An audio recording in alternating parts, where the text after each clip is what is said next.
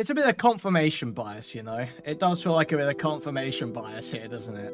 Not on the part of AJW necessarily, but in terms of the audience. Then I truly, that is like the worst low-level, low IQ, slop, dipshit, conservatard content that I can possibly imagine. Make your content, get your bag, don't play dumb. That's what I hate. But you are benefiting from these worst instincts, because it is, like, that is the feeling that a lot of these thumbnails is evoking. Greetings and salutations. Okay. So ActualJusticeWarrior has just released a video talking shit about tomfoolery, okay? Called Destiny Fanboy Cries About My Thumbnails. Let's take a look. Greetings and salutations, loyal viewers of this channel. My name is Sean, and over the years on the internet.com, I have faced a lot of criticism, a lot of allegations, or as the Superman would say, allegations. False allegations and not facts. That my content is just chock full of evil white racism, and normally I'd let this kind of thing go. Normally I ignore it because honestly it just comes over and over and over again. It's usually backed up by nothing, but today is special. Today I was linked a time code in a live stream that honestly may be one of the funniest, as in terrible, criticisms that I've ever received. This is borderline Lance from the Surfs level, if not even weaker. Oh no. He's trying to kill Tom. He's trying to rape Tom. Criticism than Lance from the Surfs, because this genius known as Tomfoolery, who appears to be a Destiny fanboy, has decided that my content is evil, white, and racist due to the fact that I have too many black people in my thumbnail. And that really bothers him because he's uncomfortable with seeing anybody talk at all who happens to not be black about black people. But before we get into this, I want to thank everybody who supports this channel via ActualJusticeWarrior.com/join. Give me the money. Give me the money. Okay? And without further ado, let us get into the worst criticism I may have ever received in 8 years of producing content on this platform. I would say easily under. It covers the repeat offenses issues put on by justice reforms that are not helping the issues that were intended to help, in my opinion. I don't really watch AJW frequently. So it all starts off with a fellow called Jimmy Beam. Now, I'm sure if you were to go back into this live stream, you could find other instances of this person talking about me, but the fact of the matter is this response is what set up the clip that we're going to talk about. So I just want you guys to see his chat, understand that he is the hero for bringing you entertainment today, because the response to this point about how I cover issues with repeat offenses or criminal justice reforms that go wrong is actually a pretty good, accurate summation of what I do for the majority of my channel. And I gotta give this guy credit because, again, we would not have this glorious attempted refutation from Tomfoolery if not for this chat. So Jimmy Beam, from me to you, thank you, buddy. I appreciate you. He does, well, because he lives in New York, obviously. I can give even more and say, okay, in New York, there's going to be even more people who may be black or brown that are going to be committing crimes there. And so we can say even maybe 40%, 45%. So right off the top, we have the first giant red flag that I want to highlight, and that is right here, him saying he lives in New York, so he covers New York stuff. And to be fair, in New York, we're going to have more people who commit crimes that are black or brown or black or Hispanic. And yeah, that's, you know, going to be about 45%, which is probably one of the most ridiculously stupid points that you can make, especially when we have numbers. And one of the things that we find out through those numbers is that the black and Hispanic population of New York City is over the percentage that he gave. So if they're 50% and they're committing 45%, that would be disproportionately low crime. Yep. Oh, brother. Oh, brother. Of the crime, then they would be committing a disproportionately low amount of crime, and that is just not the case. In fact, when you go to NYPD crime statistics, what you'll... Oh, no. Tom's giving some, like, retarded lefty cuck answers to stupid shit. Oh, no.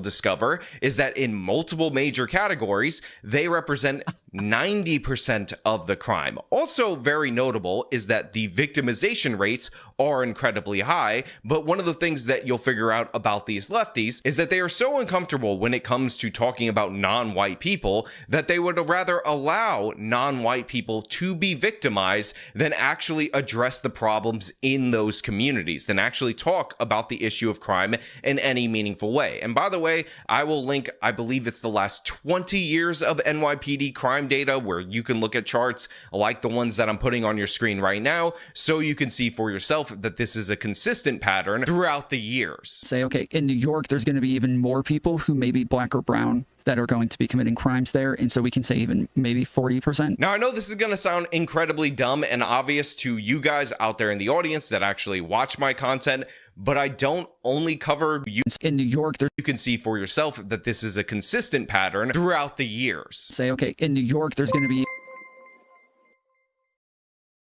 Cat Zaflock super chatted $1.46. White guilt is just racism with extra steps. Thank you, Cats are Flocking, for the $2. Even more people who may be black or brown that are going to be committing crimes there. And so we can say even maybe 40%. Now, I know this is going to sound incredibly dumb and obvious to you guys out there in the audience that actually watch my content, but I don't only cover New York City stories. I may highlight New York City stories, or they may jump out to me more because I actually live here, or because a New York State bail reform law leads to a bunch of negative consequences. But what I tend to look for in a story to highlight is not the most vicious crime. Oh, so this is one of the retards who's pushing this shit about bail reform, except if you like it.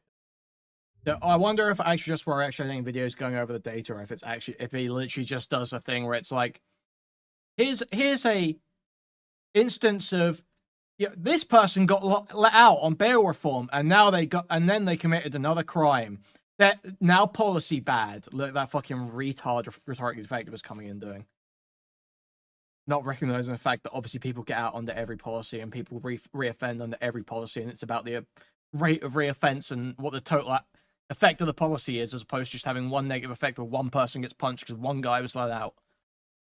Is not the most racially charged crime or anything like that. It is a crime that can be directly attributed to policy, because crimes happen all the time and we can't really change most of them. We can't really impact most of them. We can't really prevent most of them. But when you have a bad public policy that consistently leads to a result, I want to highlight those crimes because I want change in that public policy. Yeah, highlight those crimes. Yeah, I know. I don't, dude. I don't want to say that I even have to look. I could be wrong. But highlight those crimes? Oh, he's like pumping out content too. I mean, Tom's points are dumb as hell. And I would have to go through these videos. But it does seem like, you know, there is a part of the market that's being appealed to here. That is the same part of the market that causes videos of black people fighting to blow up on Twitter, which is, you know, people... It's a bit of confirmation bias, you know? It does feel like a bit of confirmation bias here, doesn't it? Not on the part of ActualJusticeWarrior necessarily, but in terms of the audience are looking at this. Possibly being like, oh, yep, there you go. There's another one. You know? They're always like this, aren't they? But this is not exclusive to New York City, or anything of the sort. I cover stories from around the country because certain bad policies have been implemented around the country. And by the way, New York City is disproportionately safer than most big cities. In fact, it is still, even with the recent upticks in crime, the safest big city due to proportional increases in other cities. And he does talk about, yes, like repeat offenses, people getting let out, those sorts of things. But it's still, again, like he's not really talking about white people getting let out very often. He's not talking about white people being given a bail. He's not talking about white people's crimes getting dropped. He's not, like, it is. So this is where the allegation comes in. He's not really talking about white people getting out. He says with bail, but again, I'm assuming he means, or he's at least vaguely trying to reference, without bail. Okay, what is this website? We might do a quick bit of reading, okay? Non-Partisan Law and Policy Institute, Brennan Institute. Guys, can Brennan Center for Justice, is this a good place? Okay, Americans, can you give me an opinion in chat, please? It looks like it's fine. It looks legit. 2019, New York ended the use of money bail in jail for most cases involving misdemeanors and lower-level felonies. The law, which was implemented in January 2020, sought to make release rather than detention the default in these cases. Couldn't hear you. What do you mean you couldn't hear me? Brennan Center. Brennan Center. Okay. This was make release rather than detention the default in these cases. However, this goal has been undermined in the subsequent legislative sessions. After politicized concerns about rising crime during the COVID-19 pandemic drove lawmakers to pass 3 rounds of revisions to the law. It now includes several exceptions, allowing judges to set bail in some cases involving lower-level offenses. Importantly, there is no evidence showing a connection between bail reform and rising crime rates. Understanding these provisions when confronting pundits and politicians who jump to a convenient scapegoat, criminal justice reform, is crucial when defending the law and fighting against calls to roll back the law further. Bail reform is beneficial for both individuals and public safety because it addresses inequities in the criminal justice system. By reducing reliance on cash bail, reform efforts ensure that people are not detained solely because they cannot afford bail, promoting fairness and reducing unnecessary pre-trial incarceration. This allows individuals to maintain employment, housing, familial ties, and reducing the likelihood of reoffending. This makes total sense. If you're not detained for pre-trial, you don't lose your job, you don't stop paying rent, you're not forced into more crime. You maintain your social ties and the social accountability that's there that prevents most people from committing crimes stays there. You're less likely to fall into homelessness, poverty, or drug addiction, therefore you are less likely to reoffend. All makes total sense to me. Moreover, bail reform allows for more equitable treatment across socioeconomic backgrounds and reduces the disproportionate impact of the justice system on marginalized communities. Ultimately, by prioritizing risk assessment and alternatives to incarceration, bail reform promotes public safety by focusing on resources addressing the root cause of crime and understanding rehabilitation rather than perpetuating the cycle of poverty and incarceration. IRC's complaining about bail reform is not the whole program, but they rely on people who committed violent crimes or were repeat offenders to qualify. Okay, but is there good data on that? Or is he just saying that because he's looking at a single case and going, oh, well, this guy was a repeat offender and then he repeat offended? Checkmate, lefties. If you've got Demi saying he's gone over data, if you've got videos of him saying he's got of him actually going over data that I can actually check, then I'll be vaguely interested. But if it's just videos where he's like, well, this black guy got out of prison because the judge let him go and then he went and punched someone again, doesn't that sound terrible?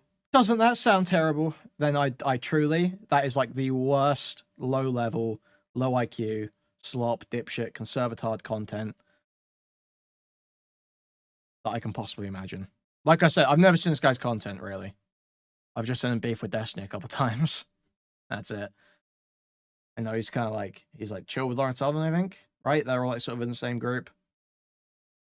Him, Counterpoint, Lawrence Southern. I group them together in my mind. New York's bail reform law works by first separating criminal charge into qualifying and non-qualifying offensive. Most violent crimes, such as aggravated assault, are qualifying offenses. When a defendant is charged with such a crime, judges are allowed to set bail after making an individualized determination that bail is necessary to reasonably assure that the defendant returns to court.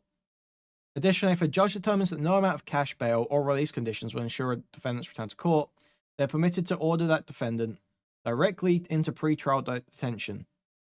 Okay. So again, it sounds like a lot of stuff that could...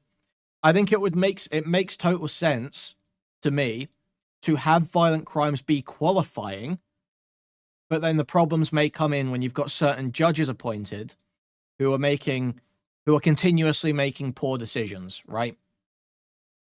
And I can understand some of the discussion there. I think arguing for like violent crime, because like if someone's in like a family dispute or something,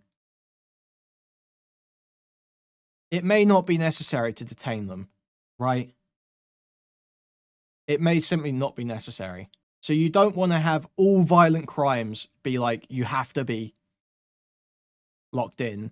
But then if you've got judges that are consistent, like they're seeing like some fucking drugged out freak who is just like a whirlwind of just assaults everywhere he goes. And they're like, okay, go free, man. Sure, I'll trust you to come back to court, bro. Then yeah, okay. Probably a bad application there. You're probably applying the policy in a bad way, and we need to either think about the guidelines or get a different judge in that place. But I don't think arguing that like all violent crime should be non-qualifying, like shit like that, is a rational response to this. It seems like it does have mostly good effects. On the other hand, judges cannot generally set bail or order detention in cases involving other non-qualifying offences, such as petty larcenies. Okay. Oh, wait, okay, so wait. Oh, so qualifying, okay, I see. Qualifying, such as aggravating assault, means that you can set bail. Okay, I see. I thought qualifying meant it qualified for being exempted or something. Like you qualified for the exemption or whatever. But no, qualifying means you can set bail. Then there are non-qualifying offenses, such as shoplifting, which you can't set bail for. Okay. I see. Case-specific exemptions, most notably when someone has a pending case that involves harm to an identifiable personal property, is released and then goes on to be arrested for a felony or Class A misdemeanor involving harm to identifiable personal property, a judge may set bail or order detention on the new charge. For example, if someone shoplifts, which is not bail eligible, is released and then shoplifts again, the person becomes bail eligible on the new case. I mean, this sounds fine. Based on the fact that both petty larceny charges involve harm to property, the provision was added in 2020 to address concerns about people committing repeat offences to be released. Sounds fine. Okay, I get the idea here. What's Sean's video about this like? What's up, guys? Sean here, and today I'm going to go over New York State's new law that ends cash bail for most crimes within the state. Also, just to point this out, this is February 2020. This has been reformed, so there have been changes since.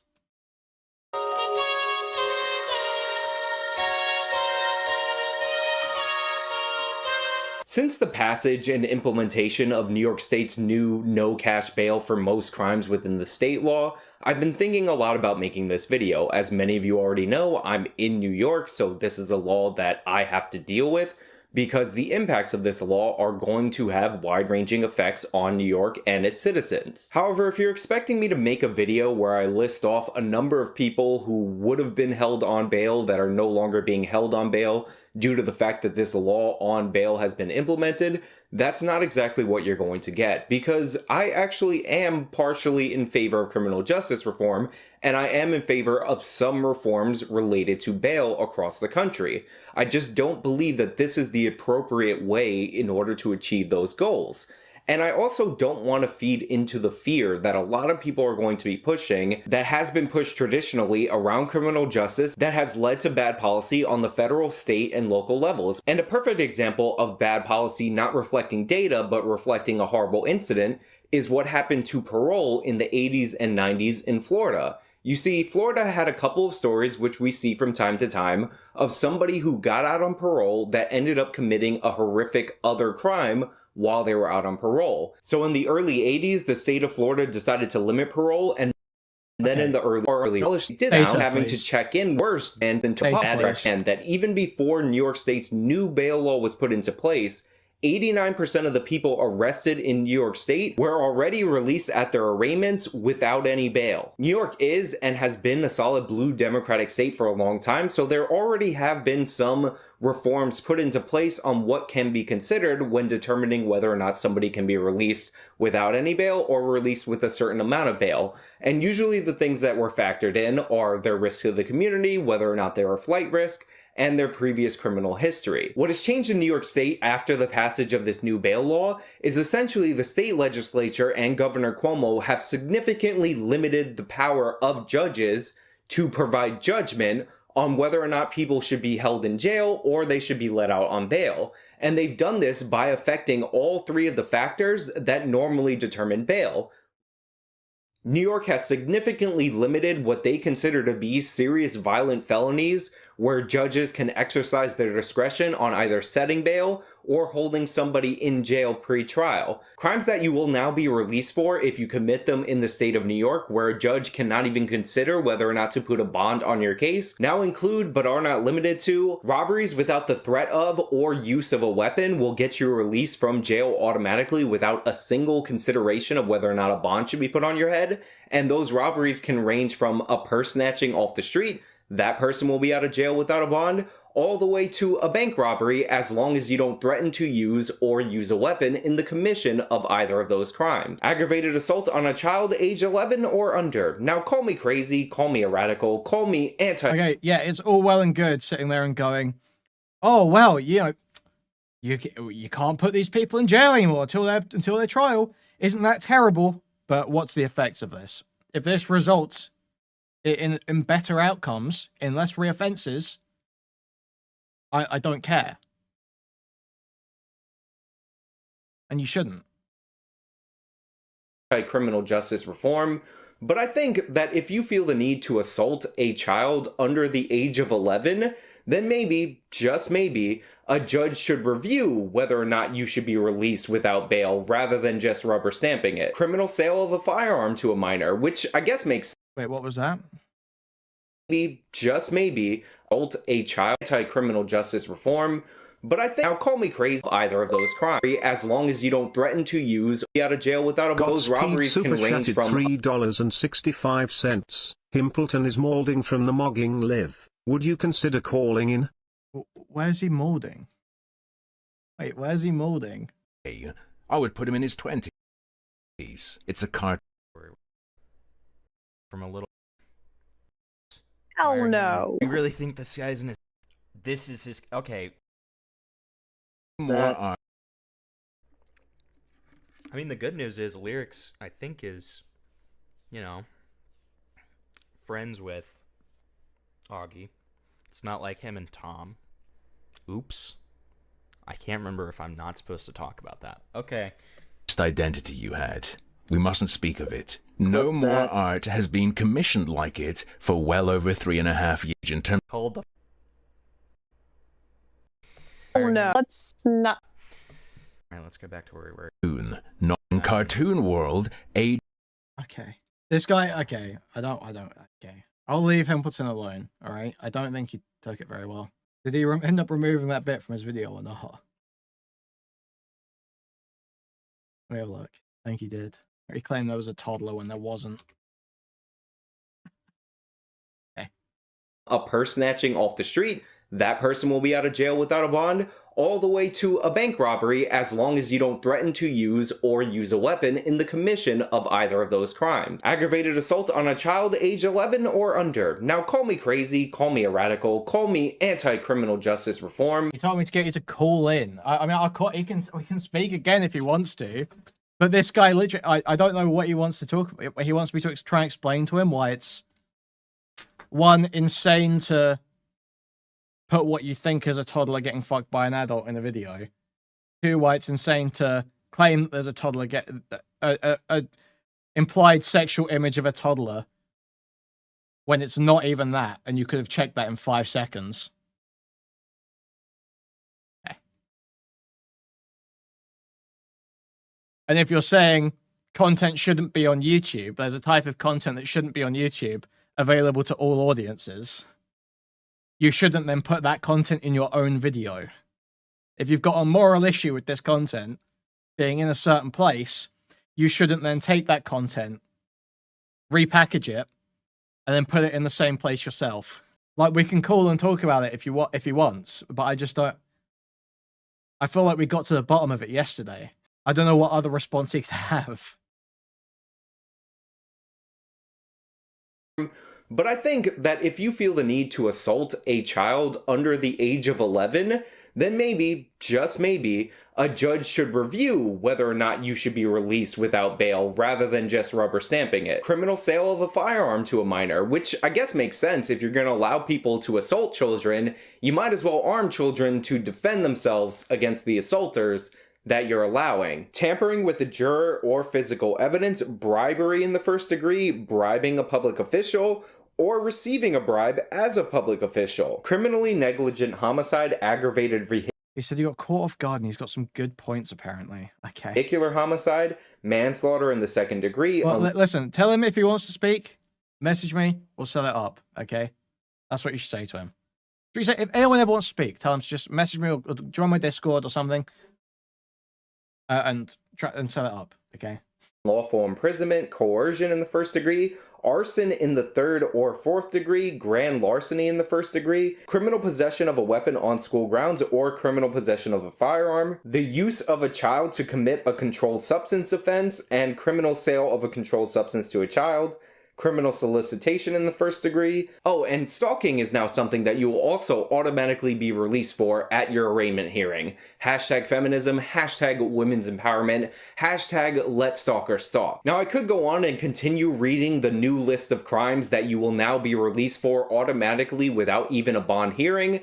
However, if I did that, I would run into the territory where I'd start getting demonetized, because some of the crimes listed involve children, and let's say video cameras, and things you're not supposed to do with children and video cameras, and the distribution of that material. And of course, if you guys are confused about what I'm talking about. Okay, we might have Embleton. Oh no. We'll see. We'll see. Talking about, I'm specifically talking about the rules from the Screen Actors Guild about children working more than 4 hours on a Hollywood production. Sarcasm, sarcasm, this isn't what I'm talking about. Go click the link in the description box. Now look, I could go through these crimes for the rest of this video if I wanted to, but honestly it would be doing you a disservice because the problems with bail reform don't end with the list of crimes. They actually just begin there. Because the state of New York has also limited the judge's discretion and power in a— Godspeed. Godspeed, you're playing retard gay ops, aren't you? You're doing that stupid chatter thing where you go and tell two streamers that the other one wants to speak to them. Because I've just messaged him. He messaged me and says, "What's up?" I said, "Hey, you wanted to talk again, question mark." And he says, "I did, question mark." I think one of my chatters is trying to get me to talk to you again. Okay, alright, dude. I think he is playing. Okay. Variety of other ways. For instance, one of the purposes of having a bail system— I've told him if he's got anything specific he wants to talk about, he can jump on. But otherwise, I'm just gonna carry on. Okay, if he's got a specific disagreement, if he's got points he wants to bring up, I'm up for it. But I'm not. Derailing my whole fucking content for this. Okay, is you are trying to incentivize people to show up to their court hearing. So if you're going to remove a bail system, then you should address the lack of incentive for people to show up to that hearing. Criticizing the removal of judiciary discretion for a lot of these is a good criticism. I think it's a fine thing to bring up. Like, oh, I think this could cause some problems. But if you remove that judiciary discretion and the effects you end up getting when you actually look at the data, like a year, 2 years, 3 years, 4 years, 5 years down the line, then if that's had a good effect, then, I mean, why would you still think that? Maybe it's just the case that judges don't make good decisions about this stuff. And it should be taken out of their hands. Maybe that just has better effects. Or, if you're the state of New York, just say it's okay if they don't show up to their court hearing. Because according to this new bail law, judges can't look at your history, even if that includes your history of not showing up to court, and use that as a determination to hold you on bail. And that doesn't just apply to your history, that applies to your current case. So if you don't show up to court on the case that you're currently let out without any bail on, the judge can't do anything like set a bond to incentivize that you actually return to court. The only way that this could play a factor is if they have another hearing that proves that you are willfully not showing up to court. Now, if that sounds absurd on its face, it's about to get even more absurd, because the prohibitions on judges from using your criminal history or any of your history are so strong that even if you're arrested on one of the very few crimes that does require a cash bail to get out of jail, and you do pay that bail and then you get out of jail, if you commit another crime, as long as that other crime doesn't require a cash bail, then the fact that you are already out on bail has no impact on whether or not you're still eligible for that release without bail, meaning you will. Also, like the betrayal here, like as if bail's it's like bail or total release, but it's not even the options. When cash bail cannot be set, there are still non-monetary conditions that can be imposed. These include electronic monitoring, supervised release, and a wide variety of conditions a judge can set on a defendant prior to release. So it's actually not as simple as just like the judge's discretion is completely taken away. That's not the case. There are still other ways of imposing conditions on them that don't involve saying, hey, sit in this cell until you can give us a bunch of money. Those cost the state more. Yeah, but I mean, costing the state more is fine, right? Because they might cost the state more, but the idea is to reduce crime and reduce reoffending by not like plunging people who are at risk into poverty or into drug addiction and stuff like that, or into homelessness, stuff like that, right? You might pay a little bit more then, but now you don't have to do like 2 court cases for this person and lock them up for 20 years because they've reoffended after you plunge them into poverty, right? So you can say it costs the state more, but that it may be saving the state money down the line. Will be released even though you have committed or been accused of another crime while pending trial for a crime that you just bonded out of. Now, I said I would be avoiding individual cases, but this actually happened, and I think an individual case in this example will help illustrate how bad this provision is. A man in Rochester who was out on bail for shooting a cop was arrested. Okay, so he's using the wrong example, and he's using like anecdotes, basically, like a single examples. It's just like so crazy. Again for a drug charge that doesn't require bail to be released, so they just this was supposed to be the good video. He's got one case in here. Released him. Now look, with all you just heard, I'm sure some of you are already advocating for an overcorrection in the other direction, but I do think some criminal justice reforms are important, and one of the things that I try to emphasize in this video is the removal of discretion from judges, which I think is at the core of some of the problems that we have in our criminal justice system. Yeah, it's the removal of discretion about cash bail, but there still is judicial discretion, clearly. There are non-cash bail supervised release options. Right? It's not this simple. System. Because when you examine a lot of these problems, whether they're brought up by the left or people on the right about our criminal justice system, whether they're mandatory minimums or this removal of discretion in terms of bail, a lot of these problems can be boiled down to not letting judges make judgments, which is weird because they're literally called judges. We are not only supposed to have 3 separate branches of government, both on the... Okay, but a judge can't say... well, we should make them make judgments. They're called judges. Okay, but a judge can't sentence you to rape, can he? He can't make that judgment. You can't say, oh, 10 years in the rape den. Obviously, a judge can't make any judgment they want. We have laws in place that restrict and guidelines that restrict the ability for a judge to make certain types of judgment, and they could... Like, it's not... Okay.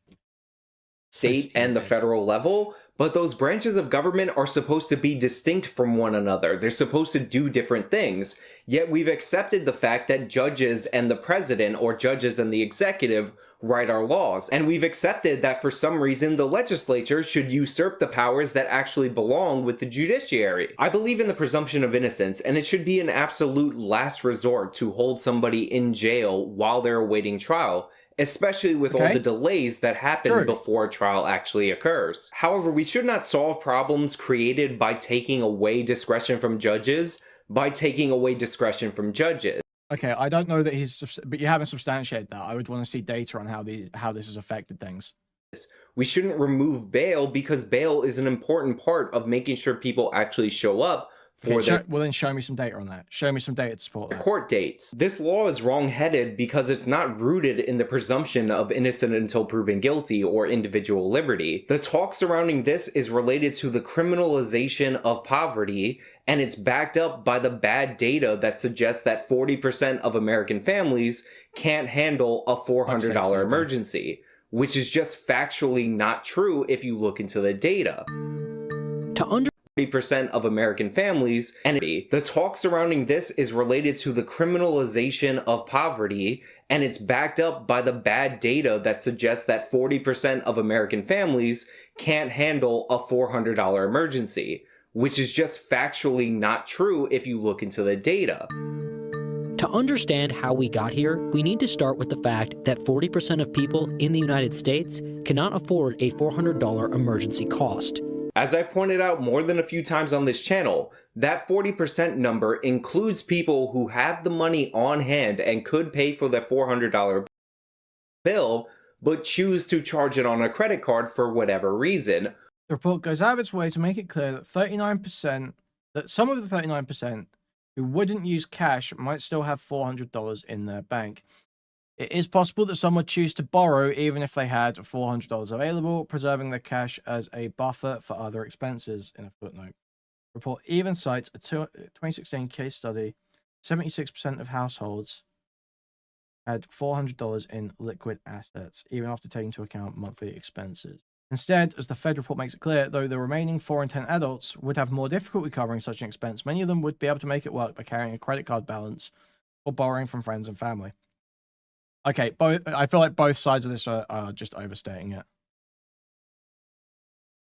It's not. It doesn't seem like it's like a total lie, because like for most of these people, I imagine taking on a $400 credit card expense is actually going to be a significant thing if you're living paycheck to paycheck. A lot of the US probably is. But yeah, the way they've come to this conclusion doesn't seem like the way they're saying it absolutely overblows the They make it seem as though no one can reach, no one can fucking manage this. It depends what they mean by cannot afford, right? Cannot afford is doing a fuck ton of legwork when they quote this stat. $400 bill, but choose to charge it on a credit card for whatever reason, or choose to borrow the money from somebody else to pay it, even if they have the money in cash or in their bank account, which is considered the cash equivalent. And if the problem was completely innocent people that are in jail awaiting trial just because they can't afford bail, and the pressure that those people... It's not just about people being innocent though, is it? They could be guilty.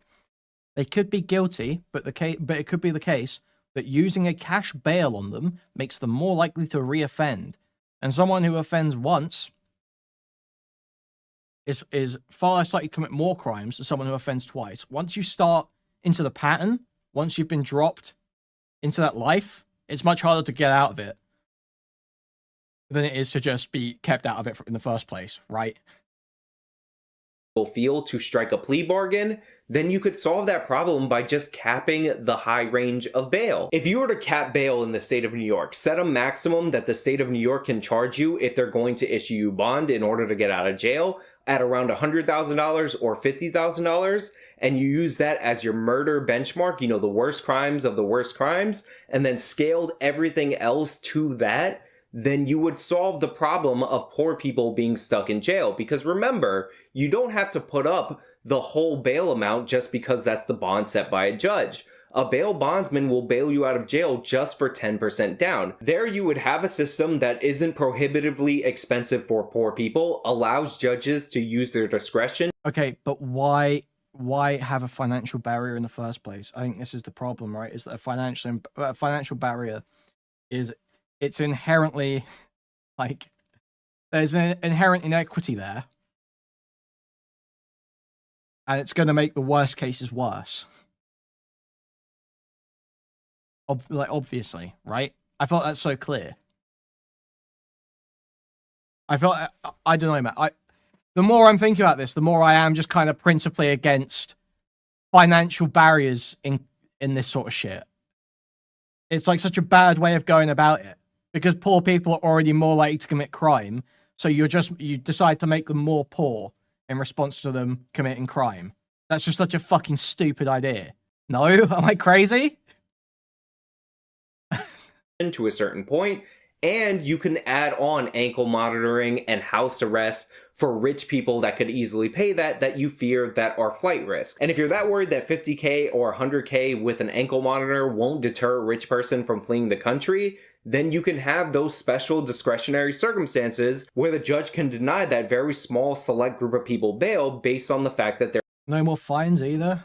I think fines are good. There are some things I think fines are good for. Stuff like speeding, right? Let's say you're speeding because you think you'll be late to work. You're gonna miss out on a few hours pay or whatever. You're then doing like a cost-benefit analysis that could risk someone's life. So you want to kind of stack the cost. And then like white-collar crimes. Like high-level, like white-collar stuff. Like if someone's doing a bunch of fraud, you probably want to take a fuck ton of money back from them. Like financial crimes, fines make sense for. But for most stuff, probably not. No. Stuff like vandalism, shit like that poor people do because they're bored and retarded. Probably I'd prefer like stuff like community service and like fucking rehab programs and shit, right? Than a fucking fine. Fines are good because they're punitive post-conviction. Yeah, that's true. But I still think they're probably bad for a lot of crimes, right? But let's say someone shoplifts because they're dirt broke. Like they're not like a fucking one of these shoplifters that's stacking a van full of shit. And then you find them. They're just more likely to shoplift, I would imagine. They're a flight risk. Now, I know that's not a perfect solution. I'm sure if you gave me more time, I could come up with something more concise. I could look at the data and maybe put together a better plan. But based on the new bail reform as it stands right now, and based on that list of 32 felonies that I read you a couple from earlier in this video, 20,000 people who would normally be released with some kind of bail or held in jail pre-trial will be released onto the streets of New York. No questions asked, without any incentive to show up to court. But those are my thoughts. Let me know your thoughts down in the comments below. Okay, cool. Yeah, so every time bail reform comes up, I just get more convinced that it's really good. Oh my god, okay. Which is the issue that I have with a lot of New York City stories that I cover. And again, if you were to look at the number... Okay, let's wind this back. We've forgotten where we were in the Tom 10. Let's go back to proportionately low amount of crime, and that is just not the case. In fact, when you go to NYPD crime statistics, what you'll discover is that in multiple major categories, they represent 90% of the crime. Also very notable is that the victimization rates are incredibly high, but one of the things that you'll figure out about these lefties is that they are so uncomfortable when it comes to talking about non-white people that they would rather allow non-white people to be victimized than actually address the problems in those communities, than actually talk about the issue of crime in any meaningful way. And by the way, I will link, I believe it's the last 20 years of NYPD crime data where you can look at charts like the ones that I'm putting on your screen right now, so you can see for yourself that this is a consistent pattern throughout the years. Say, okay, in New York, there's going to be even more people who may be black or brown that are going to be committing crimes there. And so we can say even maybe 40%. Now, I know this is going to sound incredibly dumb and obvious to you guys out there in the audience that actually watch my content, but I don't only cover New York City stories. I may highlight New York City stories, or they may jump out to me more because I actually live here, or because a New York State bail reform law leads to a bunch of negative consequences. But what I tend to look for in a story to highlight is not the most vicious crime, is not the most racially charged crime, or anything like that. It is a crime that can be directly attributed to policy, because crimes happen all the time and we can't really change most of them. We can't really impact most of them. We can't really prevent most of them. But when you have a bad public policy that consistently leads to a result, I want to highlight those crimes because I want change in that public policy. But this is not exclusive to New York City, or anything of the sort. I cover stories from around the country because certain bad policies have been implemented around the country. And by the way, New York City is disproportionately safer than most big cities. In fact, it is still, even with the recent upticks in crime, the safest big city due to proportional increases in other cities. And he does talk about, yes, like repeat offenses, people getting let out, those sorts of things. But it's still, again, like he's not really talking about white people getting let out very often. He's not talking about white people being given a bail. He's not talking about white people's crimes getting dropped. He's not like it is. So this is where the allegation comes in. He's not really talking about white people getting out. He says with bail, but again, I'm assuming he means, or he's at least vaguely trying to reference without bail, which is the issue that I have with a lot of New York City stories that I cover. And again, if you were to look at the numbers, proportionately, there's not a lot of white people committing these serious crimes. And then again, I also have to look for repeat offenders that were recently released due to bail reform policies. So a lot of times that comes up how it comes up. And again, I will point out that most of the time when you have a black perpetrator or a Hispanic perpetrator, the victim in that instance isn't a white person. So it's typically a black person. Okay, I will give AJW this. Like, there may be some ways in which he's like bad faith or something. He's trying to push his fucking message. But he at least fucking makes it clear. He's like, look, this isn't some crazy thing where, you know, black people are coming and ransacking white people's homes. Because in the fucking UK, it is just constantly like, they just non-stop act like Muslims are coming for the white people. Like, we're under attack. But no, at least he is like a little bit less inflaming racial tensions and a bit more like, these are issues that affect black people too. I appreciate that. I appreciate some level of that. Or Hispanic person. So part of the reason I point this out... Well, not even black people too, but black people first, right? Black people being criminals affects black people more than it affects anyone else. Is because I don't want them victimized. But, you know, never talk about that because, oh my God, you could never, ever criticize these people because it makes tomfoolery uncomfortable. He doesn't understand how I can just speak about these issues in a concise way because he's so uncomfortable every time he looks at a black person. I mean, we can go to his channel real quick. It's pretty easy to see. It's going to be hard to show on the short screen. Now, you guys might be wondering why I left this in, and that is to tease you, to get you excited for what is to come. Because honestly, people not knowing crime statistics, accusing me of being an evil white racist, that's all standard fare stuff I've experienced before. But this guy decided to pull up my channel, not to watch and or analyze any of my videos, but to say that the thumbnails are evil, white, and racist because black people appear in the thumbnails. Okay, so if he actually says that evil, white, and racist, that's retarded, but 100% the market that's being appealed to here is people that want to sit there and look at videos of black people being violent as a sort of confirmation bias thing. You know, like, on this... absolutely the audience is being appealed to here. Let me look at the comments. Let's check the comments. Blue State Ameriqua is just savage barbarism with advanced technology. Purple heart, poo emoji. Is this a black person one? Did we see black people on thumbnail here? Somali migrants. Here we go. Somali migrants run largest COVID scam. What are the comments like on this bad boy? Let's see. Guy in the thumbnail top left looks like Big Smoke from GTA San Andreas. Democrats are blaming the government for allowing this to happen. It's a very sick individual. Skins.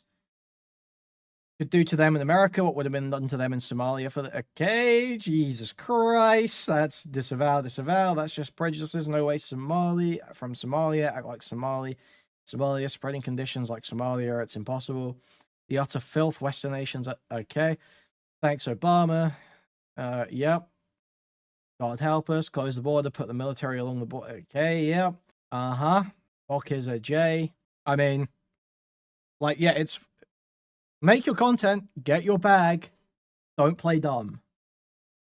That's what I hate. Don't play dumb. And no, I'm not kidding. This is actually the case that this guy's gonna make. And it's kind of amazing. So yeah, right off the rip.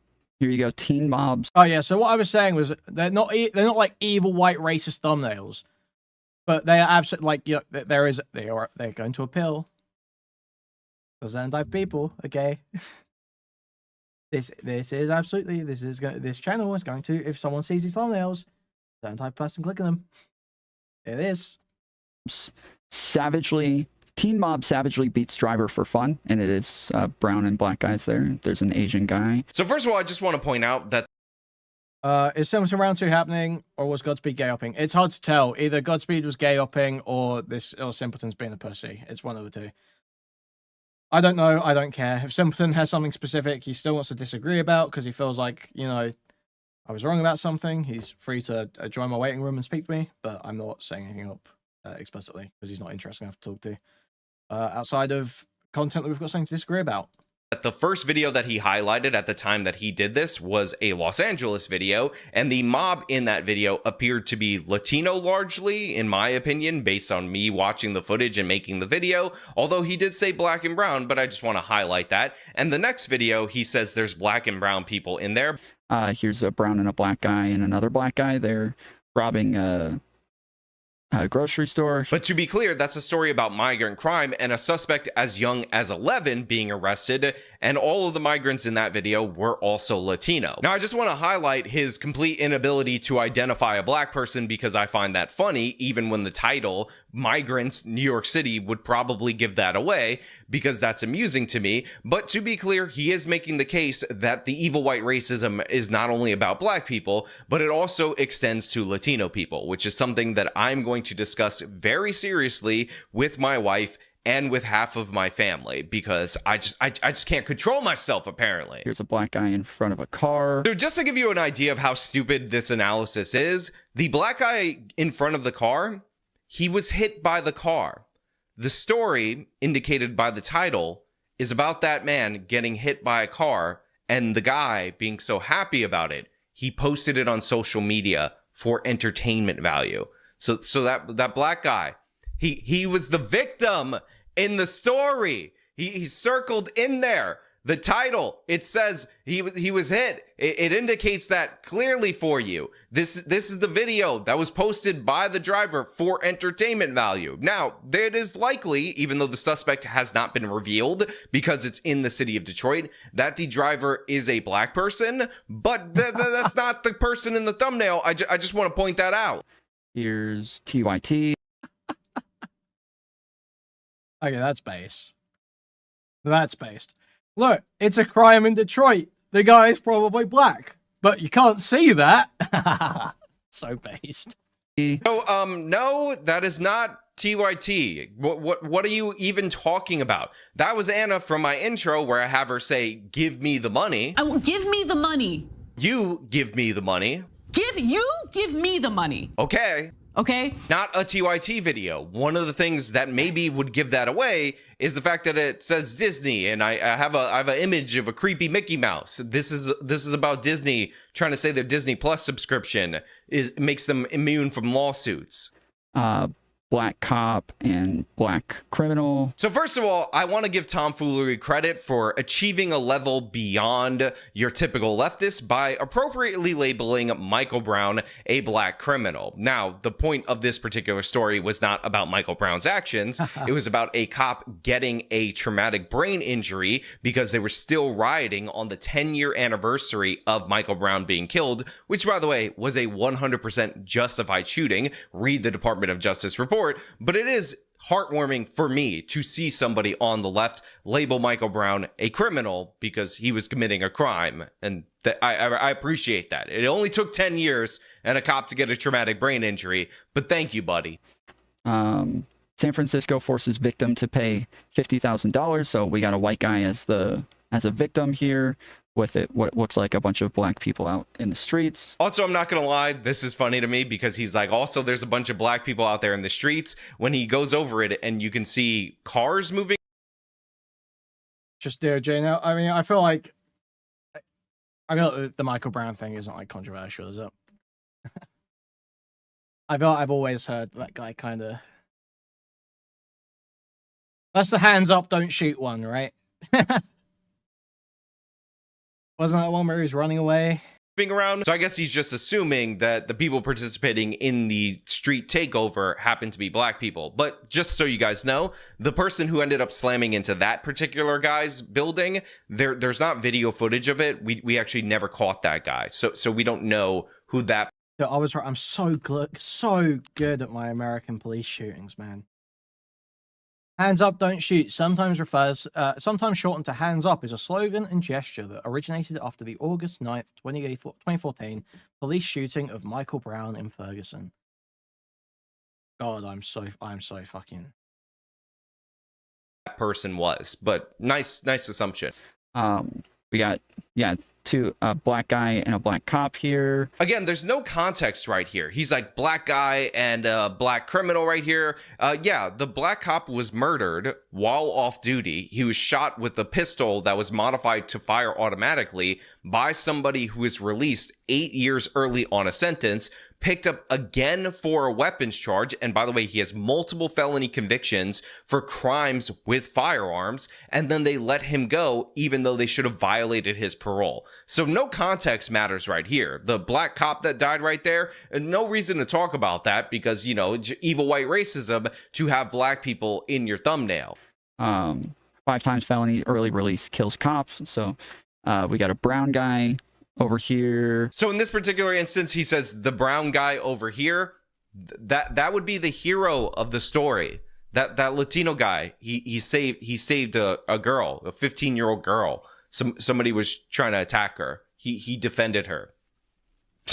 2 black people, gang of black people, black woman, whole screen of black people. So he ends up highlighting a bunch of thumbnails right there, and I'm just gonna knock them out really quickly because he labels the super mayor just black people. And honestly, shame on y'all for that. We got to sit here and do these speeches every board meeting, being here to 10, 11 o'clock at night. Ain't even got to the agenda. Because everybody want to say they look sideways stuff, and then now we got to sit here try to remember what y'all saying and then say something back. Just to tell the residents or show them that we are doing what's right. Because y'all got false narratives out there, and y'all should be ashamed of y'allself. Y'all black. Y'all are black.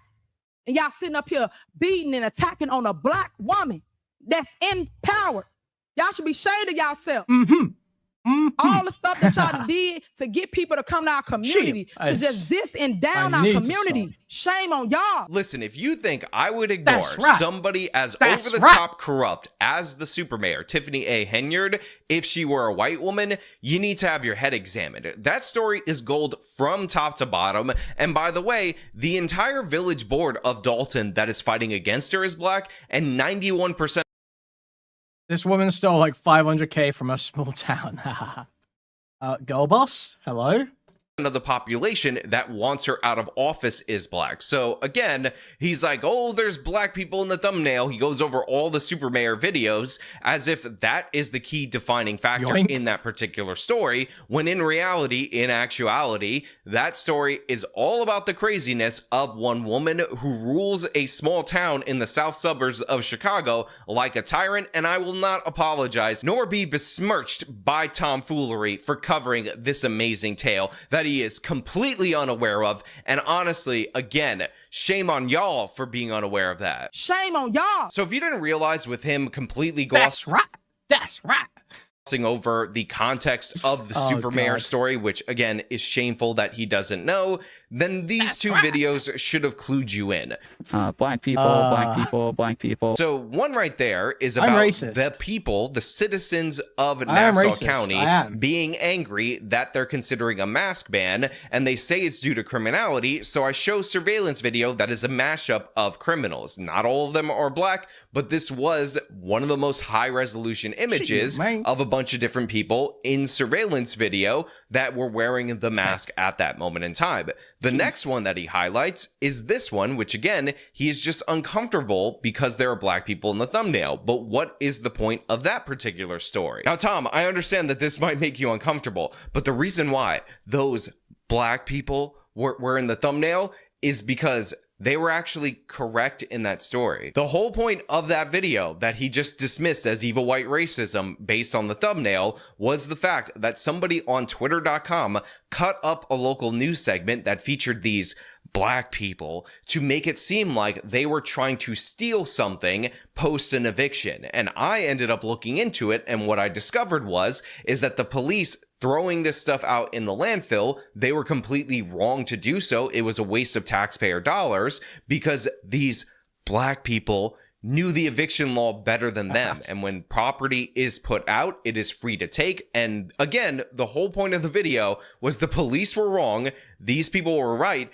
and anybody who cuts up the video to post it on social media in a misleading way, like the person did on Twitter in that particular case, is a bad person trying to play to the worst instincts of people that may be out there in the audience. A black person.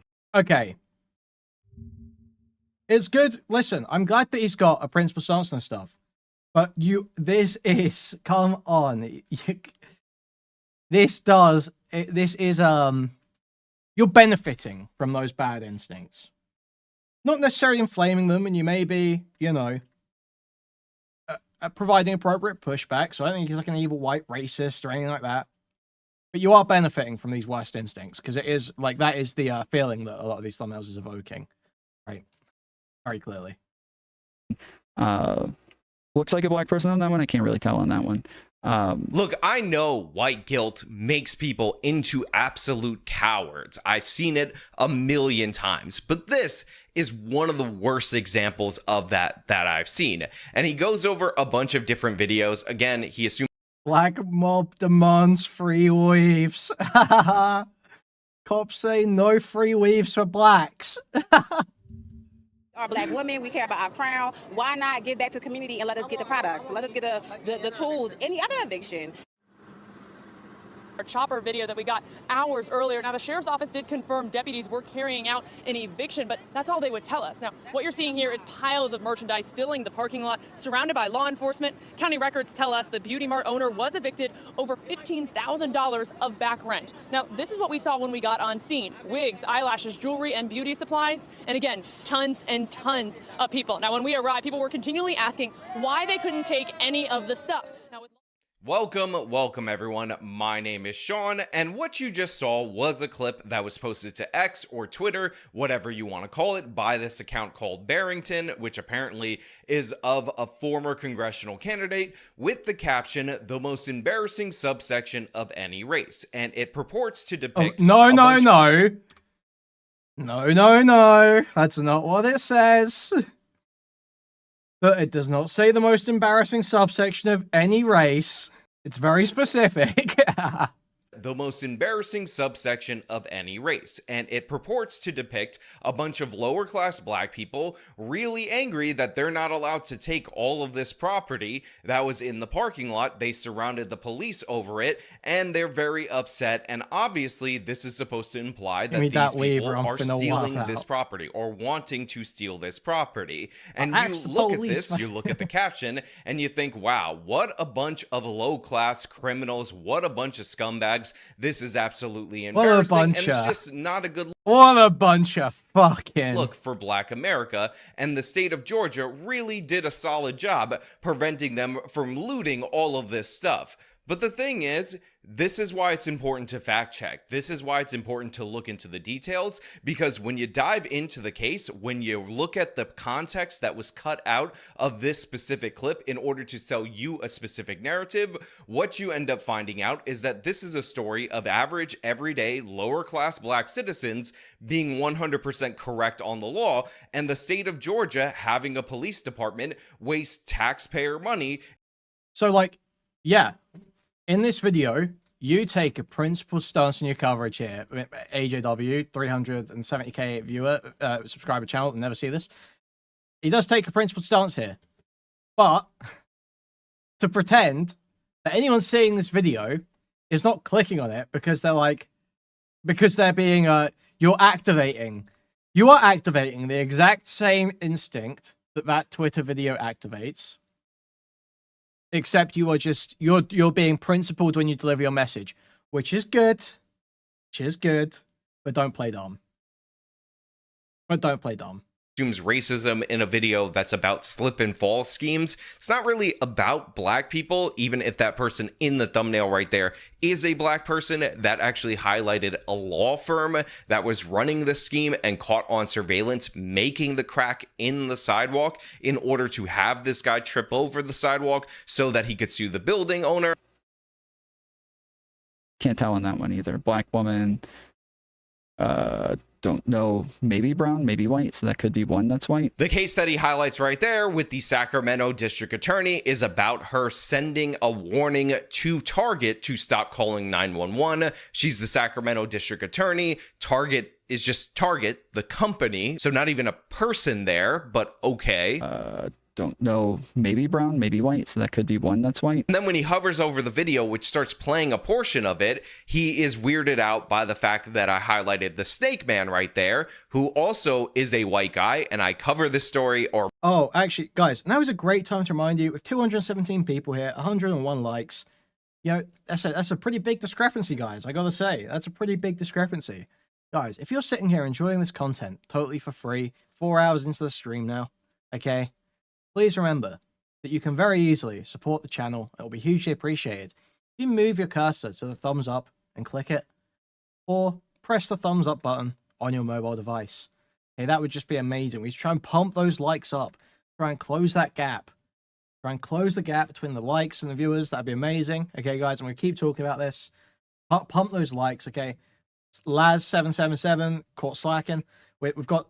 Guys, you need to be pulling your weight. Okay, no freeloading. Now, if you want to take your support even further, you can donate directly via the Stream Elements link in the pinned chat message. You can buy a membership or gift a membership through the YouTube chat, which is amazing, greatly appreciated. You can do what Louis SLV is doing right now and send a glizzy, a $1.49 Canadian glizzy. It's coming in right now, okay, in the form of a super sticker, which is a YouTube image or GIF that you can buy and will be highlighted in chat. Or you can buy a super chat, which will read out your message and have it read out on TTS. You can join discord.gg/Kuihman, go to twitter.com/Kuihman, and subscribe on reddit.com/r/Kuihman. Thank you, thank you, thank you. Like the stream, like the stream, like the stream. Thank you. Or mentioned this story repeatedly on this channel, who was convicted of 76 felonies in California, but because they're deemed non-violent crimes, they ended up having to shift him to the county jail, not to the actual prison where he should have went, where repeat offenders definitely need to go. And because there's no room in the county jail, he was released. Again, not after 76 felony charges, after 76 felony convictions. And another reason that story jumped out to me is because the guy crawls like a snake through the robberies, and I find that to be hilarious. But this supervillain... Ice cream, yum, yum, yum. Ice cream, yum, yum, yum. Thank you for the 149. Ryle, thank you. And thank you for the 99-cent burger, Smoky Guru. Thank you. Is a white guy, unmistakably. Black woman, about crime. I mean, again, just look at how stupid the analysis is that we're getting right here. He goes to Pamela Price, who, by the way, again, let that perpetrator out 8 days before he committed ice cream so good, yum yum yum. Ice cream so good, yum yum yum. Did 5 robberies in 1 hour, and that was somebody that her office directly recommended for release. And he's like, "Oh, this is just about black people in the thumbnail." No, it's about... Yo, thank you for the 149 Canadian glizzy Isu. Thank you. Thank you. The actions of the Alameda County District we got Attorney. some glizzy gobblers in chat. And then he goes over to this one where I show the judge, and he's like, "Oh, well, that's a white judge." White woman on there for the judge. Again. Keep up the good work. Yo, is that a $75 dono? Yo, yo, yo, yo. Huge thank you. Sorry, let me check who that was. We'll keep playing the video. Not understanding the context of that particular case, where the judge shot down an appeal for a self-defense claim made by a black person, that I 100% back in that instance, because the standard that was put forward by the Minnesota Supreme Court about the duty to retreat was absolutely insane. That man was faced with a 3-on-1 attack. Instead of retreating, because he was on a subway platform or a train platform, I believe it was above ground. Musty, a guy we can trust you. Thank you for the $75. That isn't, is that? No, okay. Sorry, I'm confusing you with a different musty fella. For a moment, I thought that was the same username from this, but no, this is Max Musterman. who said, Pixie working hard here. But we need Erin to also step up her game. You know what that means? No more socks, Erin. I thought for a moment I was like, oh, is that the same guy? But no, this isn't you. This is Musty, a guy we can trusty. Thank you for the $75. Huge dono. So not a subway. He pulled out a weapon in order to chase off the criminals in an encounter that lasted 1 minute. When you read the decision, one of the things that they say is that this guy could have walked backwards at an angle in order to escape the situation, in order to avoid potentially threatening these people with the deadly weapon. Nobody was injured. He pulled out the weapon. He was able to scare off the criminals. By the way, one was armed with the knife that came at him first, threatened to kill him, and the other criminals sprung out at him in succession. Anytime but kissy face. Jesus, thank you for the $100. Musty, a guy we can trust you. Thank you, Jesus Christ. Thank you. And so he didn't know if the 3 attackers he was facing were the only 3 people that he would be facing. So maybe walking backwards down a flight of stairs is a ridiculous standard to hold him to. But that's the case that I was defending right there. Yeah, but that counts as white judge. White woman on here for judge. Kamala and Biden. Black woman.